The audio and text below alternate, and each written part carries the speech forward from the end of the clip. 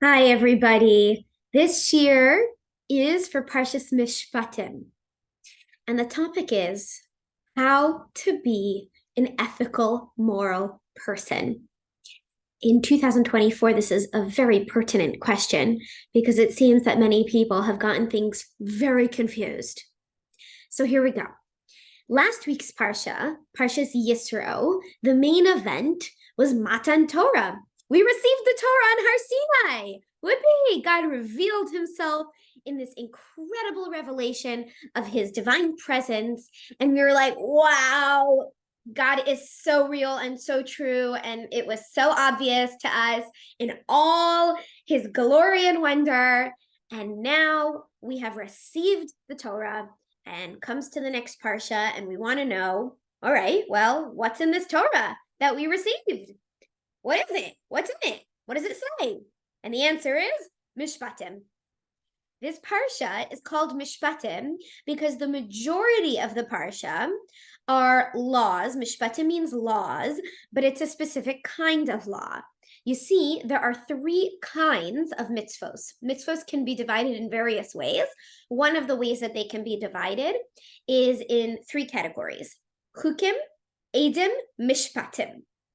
Chukim, it comes from the word chok. A chok is something that we cannot understand because it is beyond understanding.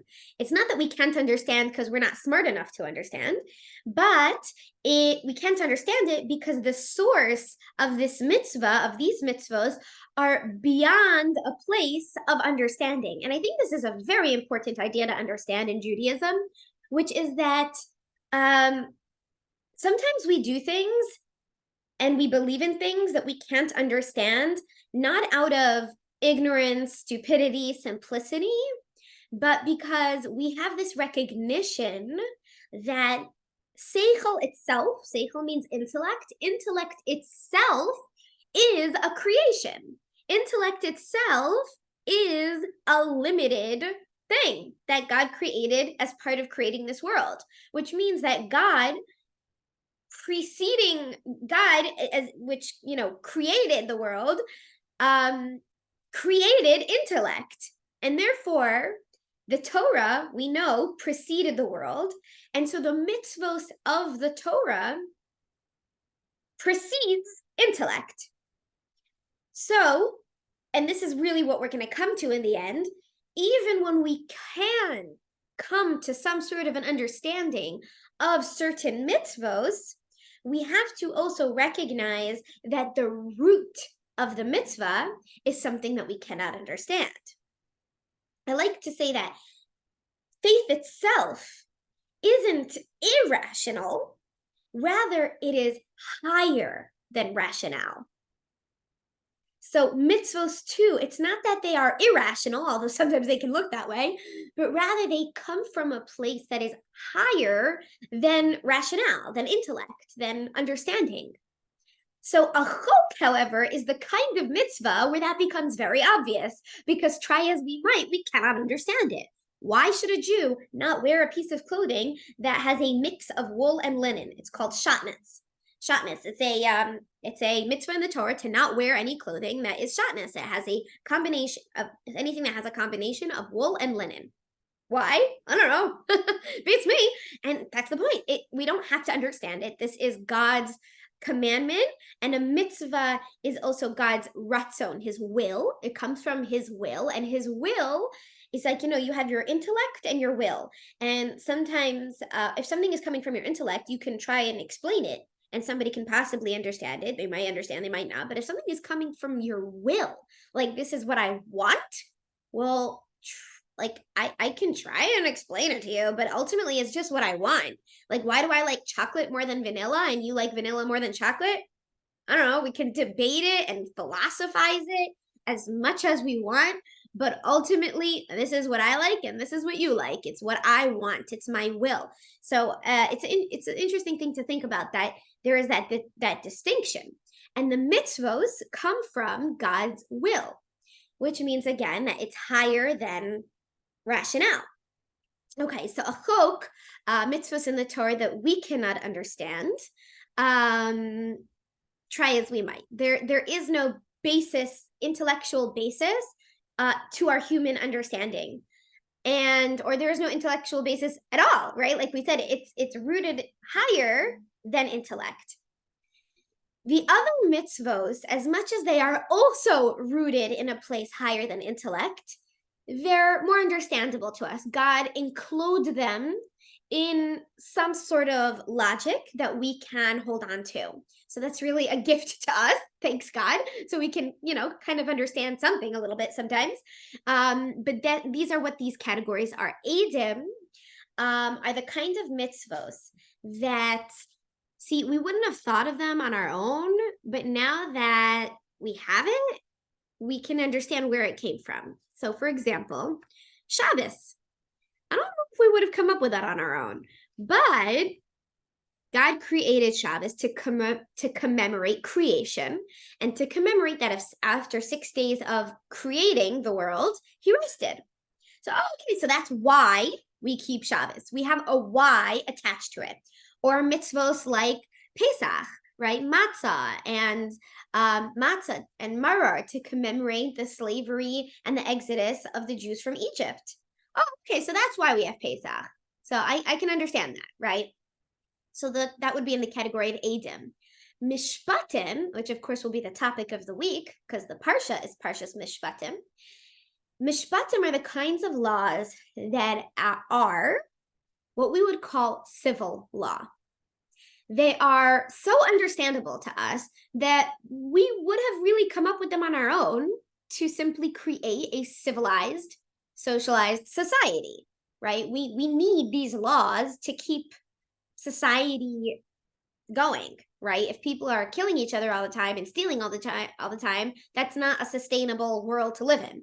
So we need to create these laws anyway in order to have a civil world. And these are laws that we can understand. They are logical. They are simple. With our human intellect, we would have come up with them. They were necessary for society either way. Again, what we would call civil law. Don't kill, don't steal.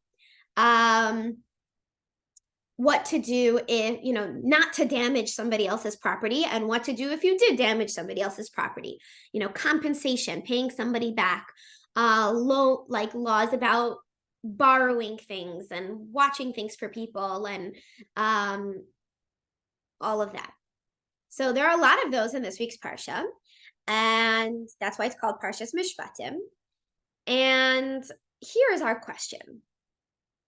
Why does the Torah emphasize immediately after Matan Torah, after the receiving of the Torah on Har Sinai, why are we now coming to emphasize these simple, logical, civil laws? Meaning, you would think that after the huge revelation of God on Mount Sinai, so now we're like, okay, we believe in you, God. Now we're ready to accept the more spiritual, lofty, not really understood mitzvos. The mitzvos that you really need a very big emunah, faith in God, in order to keep, right? So, okay, so now God showed us himself on Har Sinai, so now we're ready to accept all the mitzvos. But Mishpatim, don't kill, don't steal. We knew that before you came around, God. We knew that before you revealed yourself at Har Sinai. We don't need the Torah to teach us not to kill and not to steal. That's understood, right? So why is it that is immediately after Har Sinai? Now, Mishpatim, these kinds of laws, we do have this natural tendency as human beings to base these mitzvos on our seichel, on our intellect, on our havana, our understanding. It's like if you ask somebody or you ask yourself, why do you not kill? Why do you not murder? Well, they'll tell you it's unethical, it's immoral, right? Like, ew, of course I'm not going to steal. That's of course I'm not going to murder. That's awful. I couldn't take somebody's life. I mean, like, I understand, right? My intellect understands that that's a terrible thing to do, right? They might say that's a terrible thing to do. They might say, well, it's against the law, right? Let's get into stealing, right? Why don't you steal? Well, it's against the law. You know, I don't want to go to jail. But or it's just, you know, not the right thing to do. Okay. So it's not the right thing to do. Again, that is coming from our intellect. So it can appear that for these kinds of mitzvos, the ones that are understandable to us, that are civil law, that how we treat other people and how to, you know, be an ethical, moral person in this world, it can appear that, well, we don't need to believe in Hashem in order to do these things, right? In order to understand that I shouldn't hurt another person, and that if I have hurt them, I really need to compensate them. Well, that's understood on its own. I don't need to believe in God in order to do that.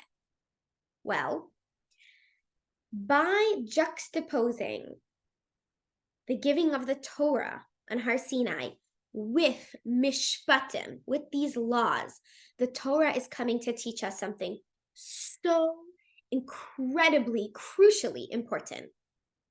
The Torah is coming to teach us to emphasize that even these mitzvos must be based in emunas Hashem, in faith in God. That we should not be keeping even these mitzvos that we understand because we understand them. Again, we shouldn't keep the mitzvos that we understand because we understand them. And I'm going to explain to you why that is and why this is so important in a moment. But rather, we need to keep every mitzvah, even the mishpatim, even the ones that are just obvious to us, that are just part of being an ethical, moral person in this world and doing the right thing. Though the reason we keep those mitzvahs are because Hashem commanded us to. So we had Matan Torah, and immediately after, God says, Mishpatim. Why do you not steal? Why do you not hurt somebody? Why? Because I commanded you to. Because I don't want you to. That must be the basic reason, the foundation of the reason of why you keep those laws. Why is this so incredibly important and crucial and necessary? Well, for one, seichel, intellect, is not a very good basis for a way of life. It's malleable, it's subjective, and it could change to fit your will at any given point, right? Proof of the pudding is that if that wasn't the case, then nobody would steal and nobody would kill. So why do you have prisons full of, you know, people who are doing things that we know with our mind is not ethical and not moral to do? So why are people doing that?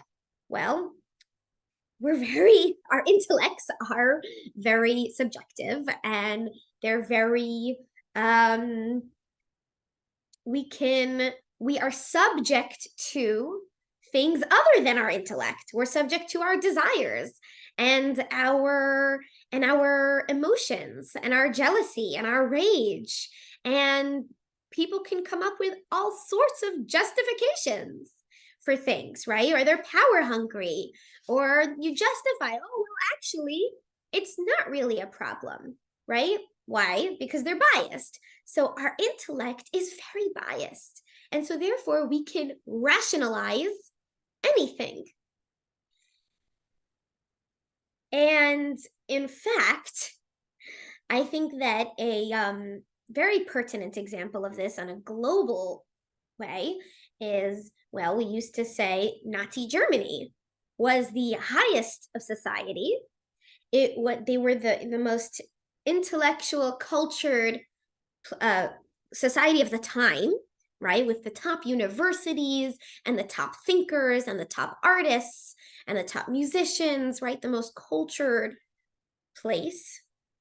And yet they justified mass murder. How could that be? Because again, we cannot rely on intellect. Intellect alone can go in very strange places. Now, until this year, when I taught this idea, I would always say, yeah, let's look at the past. It's recent past, really, but let's look at the past and say Nazi Germany is a prime example. But today, we see it in 2023, 2024 in the United States of America right here. How? Top universities, which parents pay so much money and they devote their whole lives to get their children into these top universities so they can be the elite of society, right? And the most respected intellectually. And they can be looked up to as, oh, these are the leaders of our society. And yet, these universities, faculty and student alike, cannot determine right from wrong.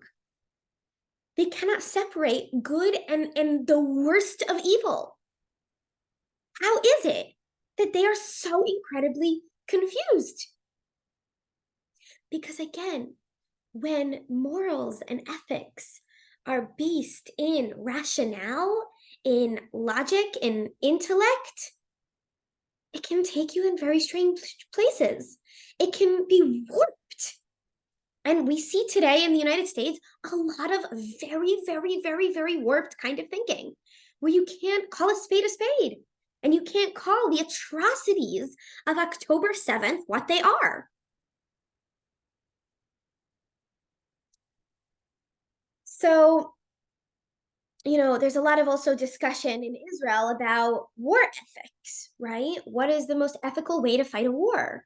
If we want to know the most ethical way, the most moral way to do something, let's look towards, well, the one who created morals and ethics. The ones who created the world can tell us what is right and what is wrong. So you want to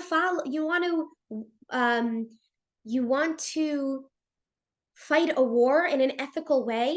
Let's not look to the UN that clearly doesn't know right from wrong and can't call out terrorism and a massacre and the atrocities of what happened.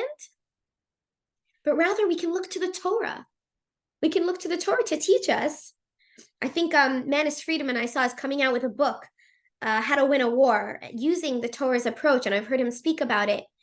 And because the Torah guides us in all things moral and all things ethical, right? He said this idea of, how many civilians is it people are so upset about the civilian casualties, forgetting, first of all, that there are civilian casualties in every war. And especially when you have the combatants fighting behind civilians to use them as human shields, right? And in a dense urban environment on purpose, right? So it's a very tricky situation to begin with.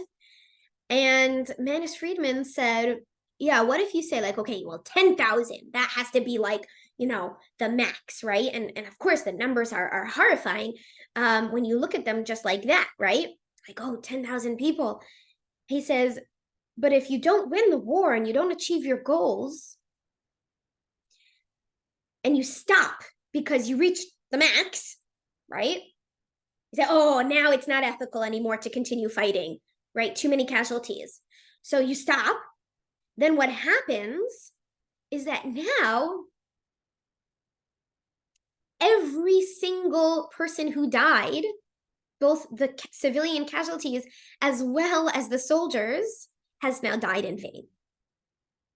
So what is the ethical thing to do is to continue to fight until you've achieved your goals, to end whatever needed to be put to an end. And then there is a purpose to anybody who was killed, right? And we know also the soldiers, the mothers of the soldiers, who have been killed are fighting for just this, fighting in the Israeli government. Do not stop the war. Do not stop the war until we've achieved our goals, because then our sons died in vain. Anyway, that's just an example. If we want, the point is now take it to our own life. And I think that's what's really important, is to recognize that in our own life, our own intellect is not a good basis for determining what's right and what's wrong. We rely on ourselves too much. The Gemara says, Avar v'shana na'aseh lo keheter. What does this mean? It means that if we do an avera, we transgress, v'shana, again and again, we transgress something again and again, over and over, it's going to become to us, like in our eyes, like it's heter, like it's mutter, like it's allowed, permitted. So if we take a transgression and we do it enough times, we fool ourselves into thinking that it's mutter, that it's allowed, it's permitted, right? We justify it in our minds. We justified it once and we felt a little guilty, and then we do it again and again until, we convince ourselves that it's really allowed. And I once heard, I think it's a Hasidic saying, and if you keep Avar Vashana again, if you keep transgressing it, na'aseh lo k'mitzvah. It's going to appear to you like it's a mitzvah, right? When we do something and we justify it and we rationalize it so much, it's going to appear to us, we're going to convince ourselves that not only is it not an avera, and not only is it allowed, mutter, permitted, actually, it's the righteous thing to do. It's the right thing to do. It's a mitzvah, right? And I'm thinking that there are some pretty pertinent examples. I don't know how controversial I want to get, but where people justify doing an avera with such righteousness because they've convinced themselves that it's the right thing to do, right? So, should I be controversial for a second? In psychology today, in the world of psychology, there's so much advocating for disconnecting from our parents if they've hurt us, damaged us, if they're unhealthy, right, toxic relationships, to disconnect from them. And yet we have a clear commandment in the Torah to kibbud av v'em, to honor our mother and father, and there's no conditions on that. Like, if they treated you well, right? There are no conditions on that. There are examples of in the Gemara of tzaddikim who are honoring their parents that were not the greatest people in the world, to put it lightly. So everybody should speak to their own rabbis and mentors on how to navigate this. But it's just, I'm bringing it to the forefront that not necessarily is cutting off our parents. We think of it as such, sometimes people do, as such righteous dignity. This is a mitzvah to cut off my relationship because I'm protecting myself. That, well, maybe it's not necessarily the right thing to do. And there is a mitzvah to still find a way to honor them, while also honoring ourselves and protecting ourselves. So again, each person, this is just this year, I can leave it to each person to figure out how to navigate that if it feels relevant to you, and to speak to a rabbi and a spiritual mentor about how to do that, how to honor your parents in such a situation. But it's just an idea. And the other important piece here of why it's important to base even mitzvos that we understand in our faith in God and not in the fact that we understand them is a little bit of a deeper reason. It's something we alluded to earlier. Mitzvos are infinite. They come from God's will that predates intellectual reasoning.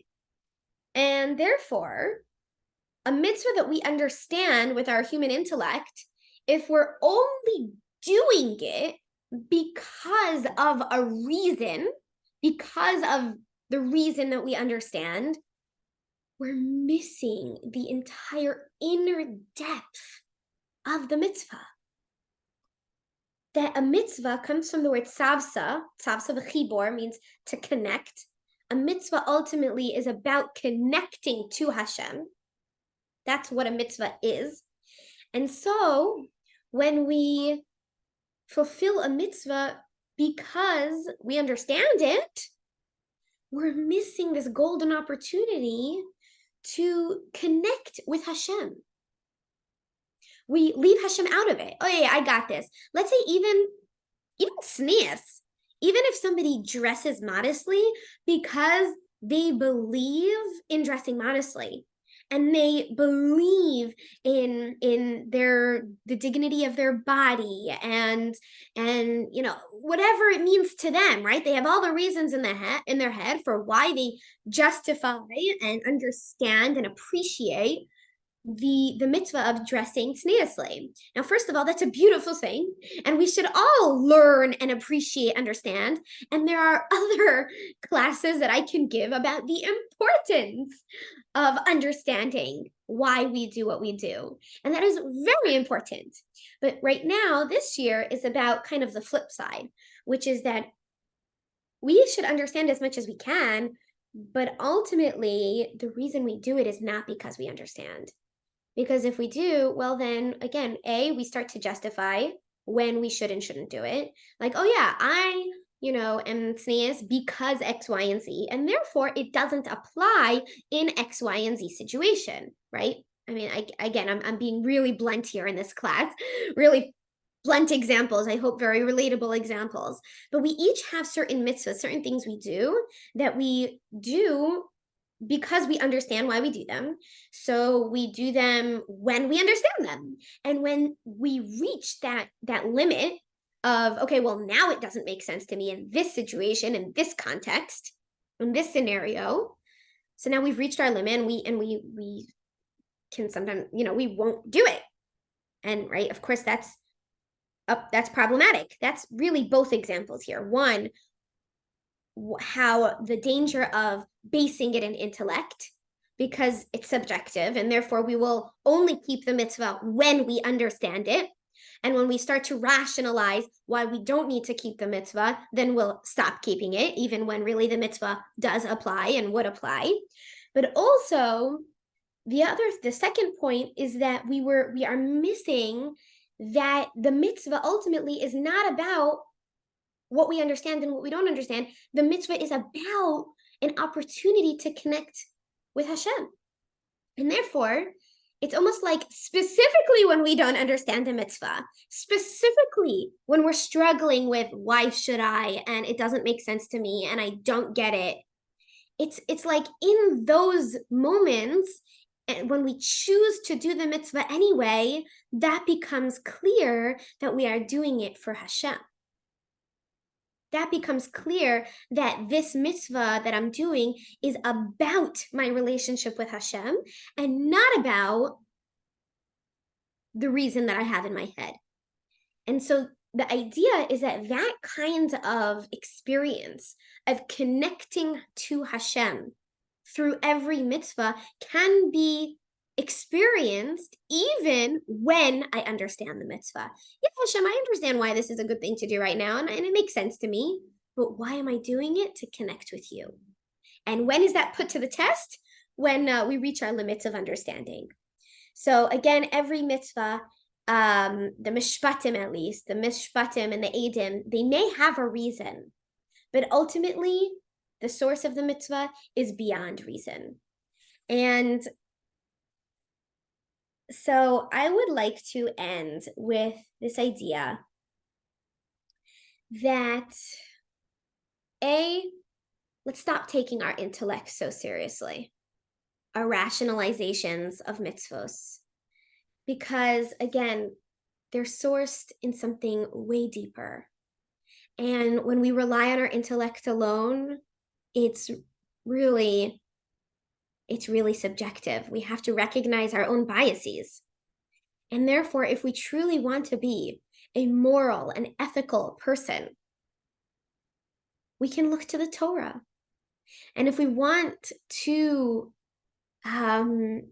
if our goal is to serve Hashem and to connect to Him, then that means doing a mitzvah even when we don't understand it.